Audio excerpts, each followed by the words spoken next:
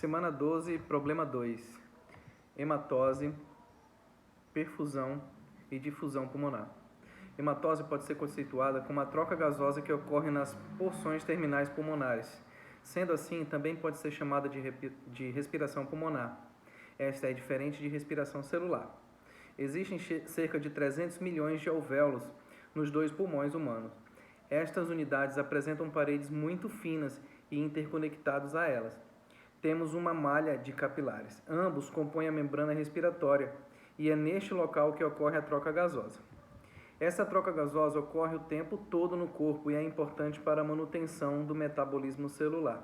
Um princípio físico chamado de difusão permite essa troca através da membrana. Assim, um oxigênio que estava em grande quantidade dentro do alvéolo passa para a hemácia, sendo transportado para o corpo. E o dióxido de carbono, em grande quantidade na hemácia, passa para o alvéolo para ser eliminado durante a fase expiratória da ventilação.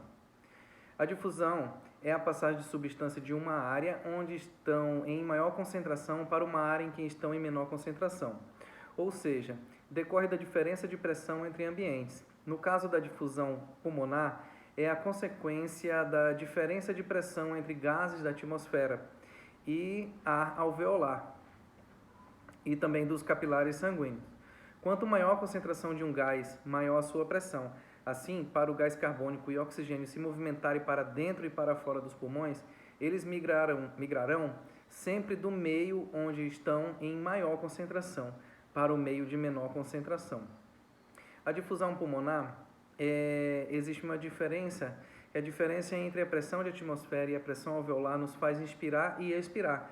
Inspiramos oxigênio porque sua pressão é maior na atmosfera e dentro dos pulmões do que dentro dos pulmões. E expiramos gás carbônico porque a sua pressão é maior dentro dos pulmões do que na atmosfera. Já a diferença de pressão entre o alvéolo e os capilares sanguíneos promove a difusão de gases entre eles, devido à espessura da membrana respiratória, que é muito fina. Não é preciso que o oxigênio nem o gás carbônico atravessem grandes quantidades de plasma sanguíneo, o que justifica a rapidez desse processo. O gás carbônico está mais concentrado no sangue dos capilares e menos nos alvéolos. Assim, ele se difunde para o ar alveolar, sendo expelido posteriormente pela expiração. Já o oxigênio está mais concentrado nos alvéolos e menos nos capilares. Ele migra para os capilares, possibilitando a sua entrada na corrente sanguínea. Entre os parâmetros que podem influenciar uma adequada hematose são o volume corrente de ar que entra e sai dos pulmões a cada ciclo respiratório, frequência respiratória, que é a quantidade de respirações que realizamos em 1 minuto, e o volume residual, o ar que permanece dentro dos pulmões mesmo após uma expiração forçada. Ele é importante para manter os alvéolos constantemente abertos. Qualquer desvio significativo desses parâmetros pode comprometer a hematose e a oxigenação do sangue. Assim, no caso de insuficiência respiratória, seja ela qual for a motivação, recorre-se para o uso de ventilação mecânica externa, os ventiladores pulmonares. Curva de saturação da hemoglobina. Fazendo um breve resumo, cada hemoglobina é formada por 4 moléculas. Essas globinas são responsáveis por cada uma carregar uma molécula de oxigênio, juntamente com o grupo M ali, com o ferro.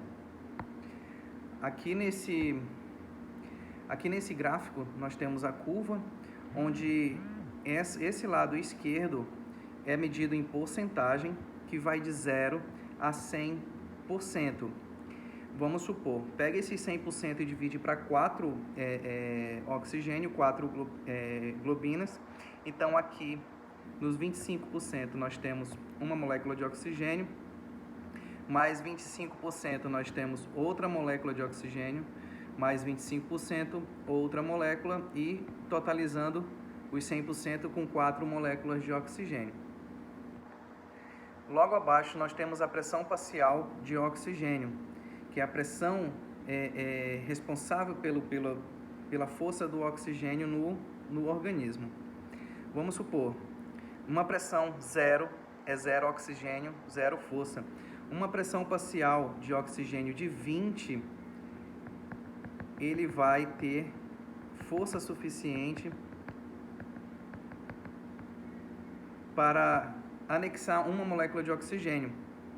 Lembra que a cada 25% nós temos uma molécula de oxigênio, totalizando 4, que é de uma hemoglobina.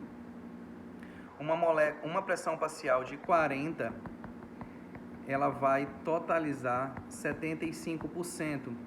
75% significa 3 moléculas de oxigênio. Esse espaço de 75% é a quantidade de oxigênio do sangue venoso, o sangue que retorna para o pulmão para sofrer a hematose e oxigenar novamente. Uma pressão de 100 milímetros de mercúrio, nós iremos ter 100% de oxigênio. 100% de oxigênio já é um sangue arterial, o sangue que sai dos pulmões após a hematose. Essa faixa de 25%